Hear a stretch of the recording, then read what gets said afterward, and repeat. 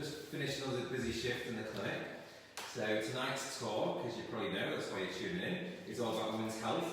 We're going to talk about different subjects. We'll cover PMS, Contraceptive Pill, Menopause, conceiving, Osteoporosis, so lots of things that I know a lot of women out there are concerned about.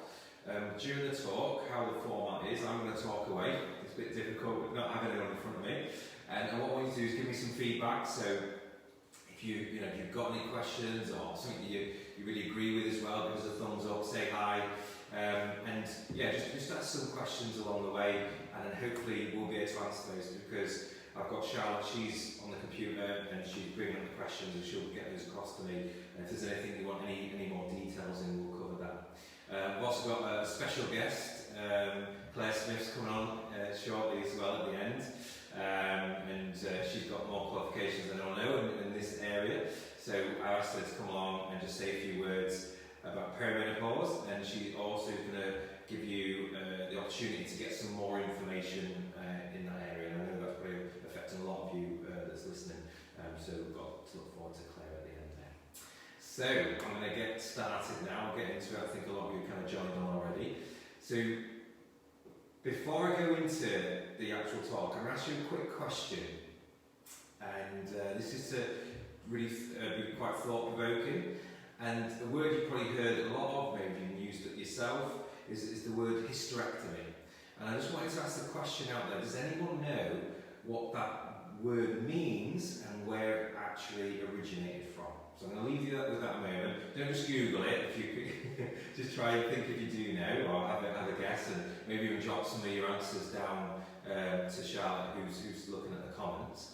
And I'm going to come back to that in a moment. So I'm going to start at the beginning, so let's probably start with modern life and how far away we are from how we should be living. And what I mean by that is, you're genetically coded to be a hunter-gatherer. And the lifestyle we live now, not just like the stress levels, the workload, the diet, our exercise levels, just everything is so different to what it should be. And alongside that, it's really the over-medication of women in particular. Women's hormone levels. I'm just going to move you in because people can't quite hear you. Oh, sorry, I've been told they can't hear me. So yeah, women's hormone levels have been so completely messed around with, and it starts so early on as well, and without even realising. But it can lead to a cascade of events further on in life, and so many other diseases and illnesses as well. So I think probably the most common reason people start on the contraceptive pill is PMS, and any kind of pain, heavy periods can affect lots of things like skin conditions, which can be very stressful, especially for young women.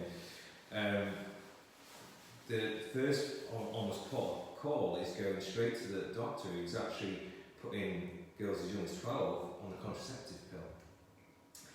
And these girls then can be on them for years, if not decades. And the research shows, and I'll put some of the research out there for you to have a look at, but the research shows it can have a huge effect on lots of things. And one of the big things is actually conceiving. So there's a condition known that, where after women come off the pill, it can be normal to be taking 6 months then to conceive, because the kind of thought process of, as soon as I stop, those hormones will just jump straight back into sync and I'll be able to conceive straight away.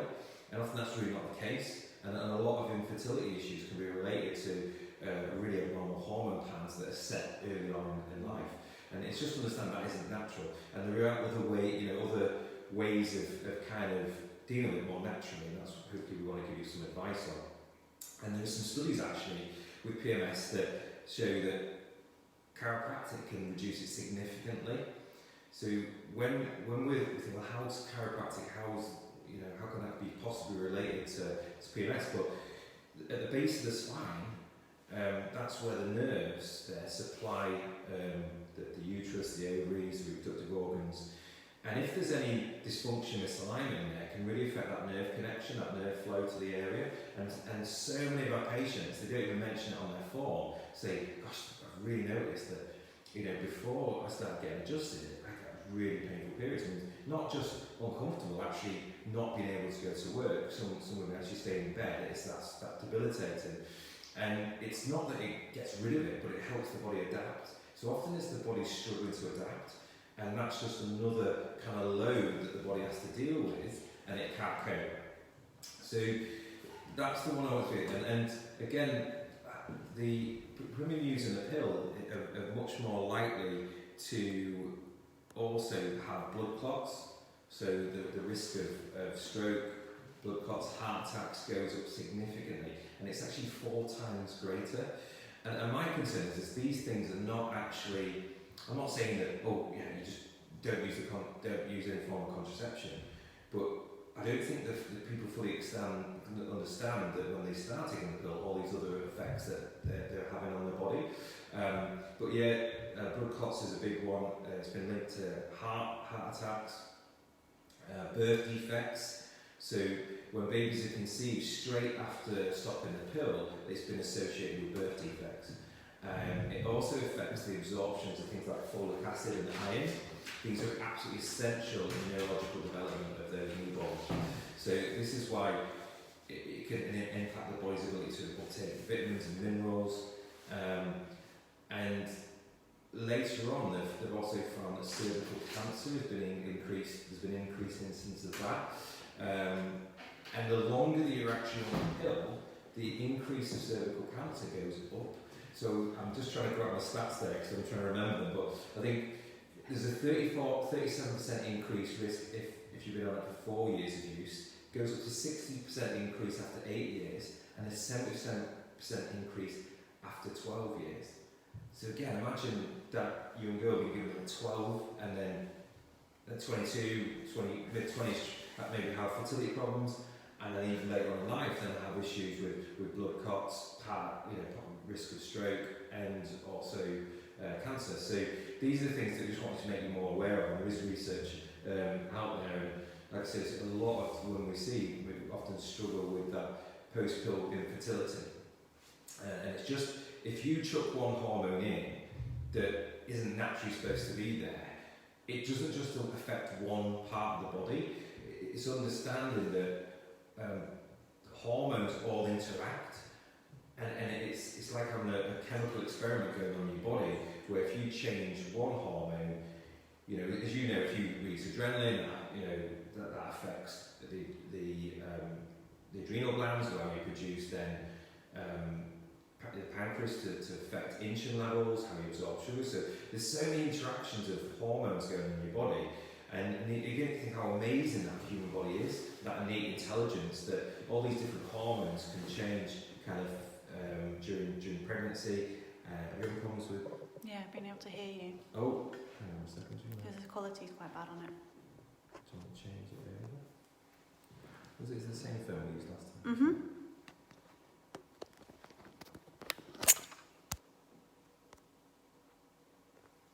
No. Just leave it as is, but just speak now.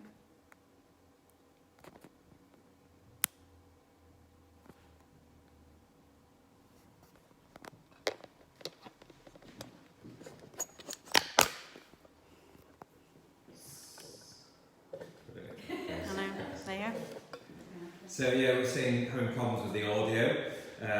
So I'll try and keep continuing. But if some people are having problems, just tell us, or if other people aren't, and then we can try and figure out if it's our phone. I know we used the exact same setup last time, and we didn't have any issues. So yeah, if someone can tell us if it's our end, or potentially it could be at your end. So yeah, as I said, we've gone through like the fertility issues, and often again, when we've got imbalances with the hormones there, that can lead to problems later on. And we talked about the straight away, it's often the first port of call is that kind of medical intervention. It's almost treating it like a disease, and that allopathic model of adding one drug in, another drug in, and then later on it can actually then lead to more serious intervention and even surgery and removing organs. And I did ask you before, and I don't know if anyone replied, what the word hysterectomy, what's the origin of that word, so I don't know if anyone came up with it, but it came from a male doctor, and it means to remove, so any ectomy, so appendectomy, so the removal of the appendix, or different organs, is the removal. So hysterectomy means hysteria. So what this male doctor said, these hysterical women are coming in, so we'll take out their reproductive organs, the uterus, the ovaries, and that will remove hysteria. And probably a lot of, like I say, women use that term and didn't actually understand the origin of it. And I think again, it's almost that arrogance of thinking that we're more intelligent than the human body, and we'll just pull organs out. And the impact it has on the body going forward. And I think that kind of mindset has led to even more drastic actions by people in that fear of illness and disease. So if you just want to bring up the photo here, so I don't know, can you see that there, Frank? So this lady here, I don't know if anyone's heard of her. This is Anne Rose. So Anne Rose, she was, I think, Miss Maryland, and then she went on to compete in Miss America. She's 24 in this photo. Shortly after the competition, she had a double mastectomy, and the reason that she had a double mastectomy, cut both the breasts off, not because she had any tumours or they found any positive tests in any screenings, but it's because her mother had breast cancer, and it was her way of kind of counteracting that. And I talked at the beginning how we're living a completely different lifestyle, and we know that the rates of breast cancer have gone up exponentially, but our genes have stayed the same. So like we said, we talked about changing hormones, contraceptive pill, diet, exercise, stress levels, so all these things that proven to be related to the increase of rates of those cancers, and we've got a young healthy woman thinking it's a viable option just to remove both breasts as a preventable kind of way of dealing with that. And another person that, Charlotte, have you got the next? This is Angelina Jolie, and again, I don't know if anyone knew this, but it says Angie's brave cancer sacrifice.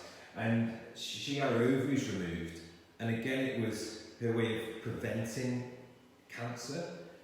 So rather than thinking, well, why is the body out of balance? Why are these cells mutating? What is the irritation in the body? We're saying, let's just take the organs out, and that's a safer way of dealing with it.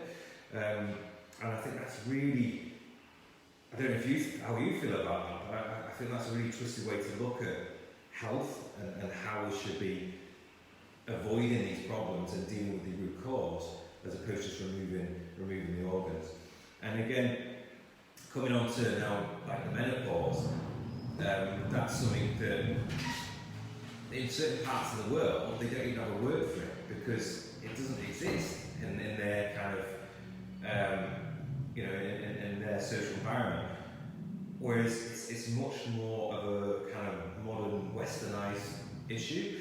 And I think that's to do with certainly, again, going back to our lifestyles and our diet and our exercise levels, which can really alter hormones. So it's a kind of, the menopause is like a natural transition that every woman goes through. But again, it's treated like an illness. And again, straight away, it's medicated. So more often than not, when we're put on to HRT, and the study shows that as soon as you're on HRT, that there's elevated chances of getting breast cancer, stroke, blood clots, heart disease, colon cancer. And when we did one of these studies, the people taking part in the studies, they significantly, once they found the link, they started dropping the use of these hormones, and immediately so did the rates of the cancers. So they know there's that direct link. And I think there's a new study, I think 7 more women were involved in this study, and they found that women 62 years or older, once they started using HRT, they were 22 times more likely to suffer blood clots and 7 times more likely to have heart disease. You know, that's absolutely shocking that something that's treated again to reduce, to palliate symptoms is causing much more severe disease in the process. And then the answer to those other conditions will be what? More drugs, more intervention, instead of really looking at, well, you know, what's the cause of it? And again, another thing that's a concern, a worry, I think, with what we said earlier is osteoporosis. And again, osteoporosis is a disease of modern society. You know, when they actually look at the remains of hunter-gatherers, they found that on average, the bone density was twice as thick as the average person now. Same genes, but obviously they're living a completely different lifestyle. And that misbelief that if we drink a load of milk, because milk's got calcium, that will make our bones stronger, you know, that's completely wrong. I mean, it's really interesting that America consumes more dairy per head than any other country in the world, and they've got the highest rates of osteoporosis in the world as well. So it's the contrary. It's shown that milk can actually increase alkalinity in the body, and we actually draw calcium from our bones to reduce the pH in our body. So it's almost like leaking calcium from our bones, and the combination of all this other hormone treatment throughout life can lead to this loss of bone density, and this is what we know. Now again, not good or bad news. So, you know, what good news is that there is healthy alternatives. So you can drink almond milk, coconut milk, cashew nut. There's all different types of milks that you can have now, which are really high in calcium, but don't have those effects on bone density. Green leafy vegetables, really important. So spinach, broccoli, kale, all those types of things. Now, again, one of the big things as well is exercise.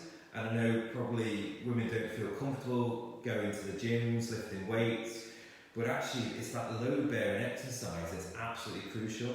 And it was interesting when I looked at the NASA astronauts going up to the space station, and when they all came back down again after 6 weeks of being up in they all had osteoporosis. Now, to be an astronaut, as you know, you have to pass all those medicals, you have to be like a fit athlete to be it. But they all had osteoporosis, and the reason being it was zero gravity. So they had, you know, poor diet, it was all pretty freeze-dried food, no fresh fruit and vegetables, and then zero gravity, which was the perfect combination to develop osteoporosis. So what they found is as soon as they started exercise again, started loading those bones again, the bone density, you know, started to go back to normal. So I'll just give an example, and again, a lot of people don't even believe this to be true, but I can guarantee this lady, Ernestine, I don't know how well you can see the pictures there. She is the world's oldest female bodybuilder. So she's actually 84 years of age, which is absolutely incredible. Hopefully inspiring, but it just proves that, you know, age, we believe that, as we get to a certain age, we need to stop, you know, we need to take it easy, we need to do less exercise. And it's this kind of pressure, I suppose, in society and what people think that, you know, an elderly lady shouldn't possibly be doing, you know, high impact exercise, shouldn't be lifting weights, is actually the worst advice. It's actually the older you get, the more the need for weight, you know, safe weight bearing exercise for muscle mass, for bone density. And again, I think that's the biggest issue is that people have had their hormones messed around for decades, that then had the wrong diet, which is actually causing a decrease in calcium levels, again impacting other hormone levels in the system, and that then having virtually no exercise, and it's just a combination of all that together is like the perfect storm for developing all these different problems and diseases. Now, certainly genetically, there's going to be maybe a predisposition. So if you've got like a history of heart disease, breast cancer, ovarian cancer in the family, you can have more predisposition towards it, but you've still got to do a lot of other things wrong for it to get to that stage. And I think it's just understanding that you're still in control of it. It's not just, you know, a flip of a coin. It's really, you've got a lot of power and control over it. So yeah, hopefully you get some ideas of what you can change. Another thing I just want to cover, and again, I think especially women, the beauty kind of industry so kind of targets and focuses women, and unfortunately a lot of the things that we kind of use in these products, they can impact hormone levels as well. So just a little bit just went on in terms of hygiene products. Things like low-beam lauryl sulfate, which is in so many things. It's like a degreaser, it's a foaming agent, and it's used in many cosmetics.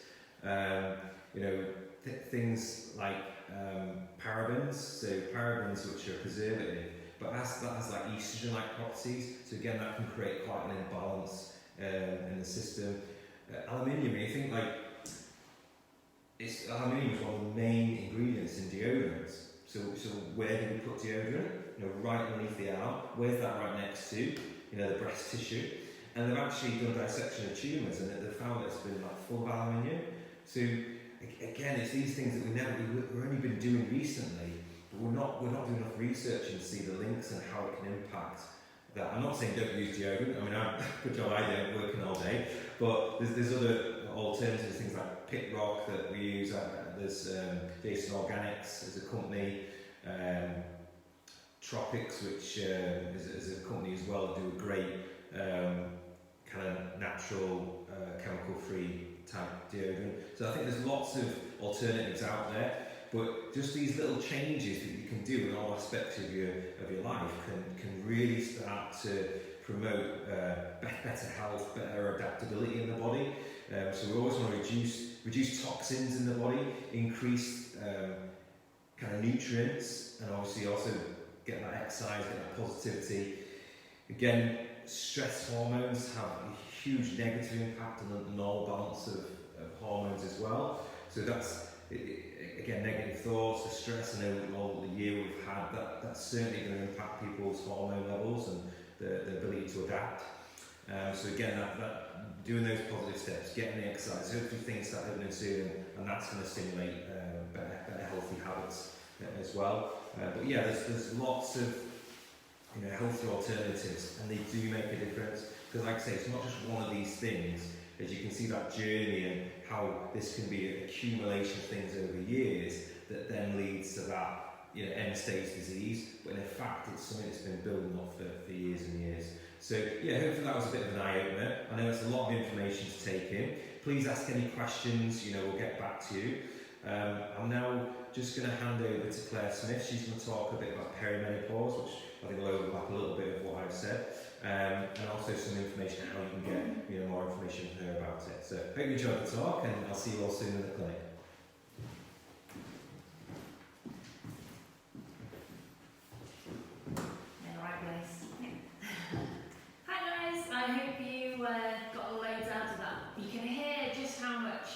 Detail and information and diseases and how we're feeling all the time is related to hormone health. And I think particularly my interest is in perimenopause. And you kind of think about menopause arriving in your 50s, and it's way off in the future, certainly for younger women. But what actually is the case is that from the age of 30, you can start to experience difficulties regulating your hormones, and it can come in kind of insidious ways. So maybe feeling a bit more emotional, maybe a bit more tired, maybe periods start to change slightly.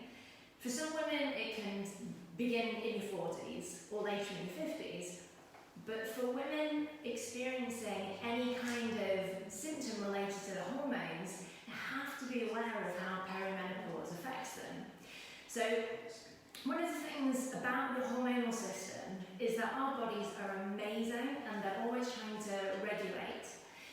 So when we're in this kind of stable period, our childbearing years, our body has, so we come through our premenstrual, when we're starting our periods. And we've got a bit of transition now, we've got hormonal teenage issues. Then we have this stable period through the middle, our childbearing years. Just put my face in the camera. These childbearing is stable, then we kind of move into perimenopause. But this perimenopause period is kind of undefined, is not really linked with a very obvious or specific thing going wrong, but our bodies find it harder to regulate because as we're aging, our hormones are naturally ebbing and waning and at a different rate to before. So when you're experiencing or know of someone that's experiencing certain symptoms, brain fog, forgetfulness, lack of focus, certainly I can tick that one off. Mood swings, including anxiety, depression, anger, irritation, loss of confidence, I mentioned changing your period cycle, itching, interrupted sleep, loss of libido, bloating, night sweats, even acid reflux can be a symptom of your hormones changing. But rather than it be something that you're at the mercy of, it's our gut health, it's what's going on with the thyroid, it's the food that we're eating, it's how much sleep we're getting. And really it comes down to the other systems in our body, because the better we regulate them, the more our hormones regulate, so the less symptoms we have. So I've included, I think Charlotte's going to put in a link to a fact sheet on perimenopause if you're interested in finding out a bit more about it, if it applies to you, and what kind of things you can do about it. So one of the things I'm putting together is a website, and that's going to be populated with articles all about answering questions like, why do I get itchy? Why has my mood suddenly started to go? Why am I emotional all the time? What's happening in my body? So what I really encourage you to do, it's not live yet, I'm going to put that live shortly, but what I encourage you to do is email me with questions that you would like answered, because that means I can write an article on it and I can provide that information to you. So it's going to be hopefully a fantastic resource for all women to go to, and men who are kind of going, what's going on with her? Okay. So I think there's a few people that have asked questions in the comments. Yeah, first one is, can you come off HRT if you are on it? Yes, you can come off HRT if you're on it. With all medications, you should always do it under the guide of a doctor, and it's best to come off it gradually over time. Coming off HRT, it might be right for you, it might not be right for you, but the key to whether you're on HRT or not is these other systems. So is your gut healthy, getting good sleep, which is one of the things that gets interrupted with perimenopause, or hormonal issues. So it's all about managing your hormone levels, which contribute to bone density and long-term heart and brain health, as well as making sure you're giving your body the absolute best chance of regulating as well. So yes, you can. Some people stay on it long term, some people want to come off it or don't want to go on it. A lot of people have bad reactions to it. So something that happens with your estrogen is that your estrogen can get metabolized, which means it gets processed by the body, and it goes down different pathways. So you've got a protective pathway, and we want to encourage estrogen to go down that pathway. But if your body's preferring one of two other pathways, one leads to oxidization and can damage genetics, damage your DNA, and the other one can lead to an increased risk for fibroids. So if you are putting estrogen down one of those other two pathways and you put more estrogen in the system, you're going to actually make things worse. And so a lot of people find that they have problems going on to hormone replacement, whether it's the pill or whether it's HRT, because their body's not metabolizing their estrogen well. But again, that could be an article, so ask me questions about that too. I think the other question was about do the risks... Recipe book as well, and did you do Yeah. any recipes? Perimenopause recipe books for vegetarians. Okay. Engineering. I can answer a deep question for that. There was one about the pill, wasn't there, about whether the risks abate once you come off the pill. So one of the bigger issues of being on the pill is, one, you get nutritional depletions, so it depletes your B6 and it can deplete zinc, and it also can increase copper. So once you come off the pill, you're not depleting those nutrients by taking it, but you then have to go on a mission, a plan, to replete those nutrients and balance your chemistry so that your body's functioning really well again. And the recipes? For perimenopause and vegetarian. Okay, so that's really interesting. Everybody has a different demand for protein, fat and carbohydrate. It's very individual to different people. The important thing is to find the one that works for you and what balances your blood sugar. So there are loads of recipe books out there for the Paleo Diet, and the Paleo Diet can be a very plant-based diet with minimal fat and protein, or it can be a very protein and fat-based diet with minimal, definitely minimal carbohydrates, the starchy carbohydrates, and some plants in there. And what you'll find is that you'll suit one way of eating or the other, and it's making sure that you're eating whole foods with enough protein, fat and fibre to help you balance your blood sugar, because that will help with your hormone regulation the most. As for a specific resource, I will feedback, and I can't think of one off the top of my head, especially vegetarian, but I will feedback so you can put that in the details on the recording. One more for you, Claire. I'll give you a little history. She started with just suddenly started with breathing problems in November. Never had them before. They've stayed with her since. She's been coughing since. The doctor said it could be late onset asthma. Can this be related to hormone change? Okay, that's a really great question. So the question was about Can can late onset asthma be related to hormone change? So one obvious link there is that your hormone levels are very linked to your histamine levels, and your histamine levels are very linked to respiratory issues, particularly asthma, as the immune system kicks in and produces a lot of histamine, inflames tissues, creates a lot of restriction in the breathing apparatus. And so, yes, it can be hormone related, and I would probably link it to either immune issues from your gut or histamine, which can be related anyway. But yeah, there can be a connection. Cool. I'll move to Sam. Yes, some really good questions there from everyone, so I'm glad people are engaging. We're going to do, obviously these are limited time, so just get me set there. So we're limited with time, but we're going to do some further ones. We're going to try and link in pregnancy and labour and the effects of chiropractic on that, but it was just a bit too much to fit in. But yeah, we will be looking at doing any further talks and any suggestions from yourself, any specific information that you want.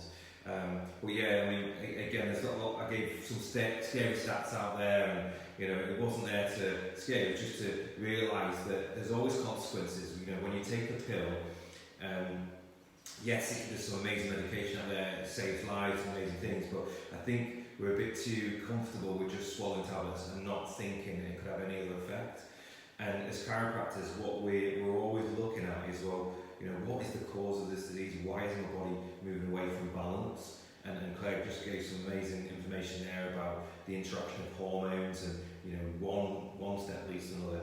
Chiropractic is about removing interference. So when we're assessing your nervous system, we're looking for subluxations, we're looking for where potentially your body is losing the ability to adapt.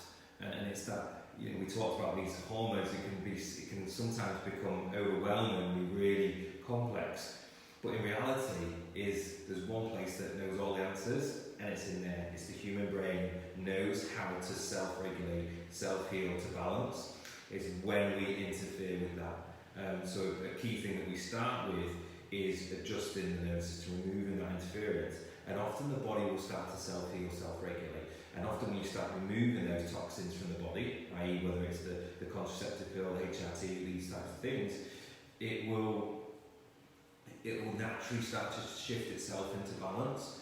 But if you've got that support as well from us with your chiropractic care, with someone like Claire who's going to give you kind of nutritional advice as well on top of it, it really just helps you move to that point a lot quicker. So we are a resource, we're here for you, and again, if you want any advice on that, just get in touch. So hope you enjoyed the talk. We'll be coming up with some new ones soon, so just stay tuned, and we'll get back to you and we'll get some more information.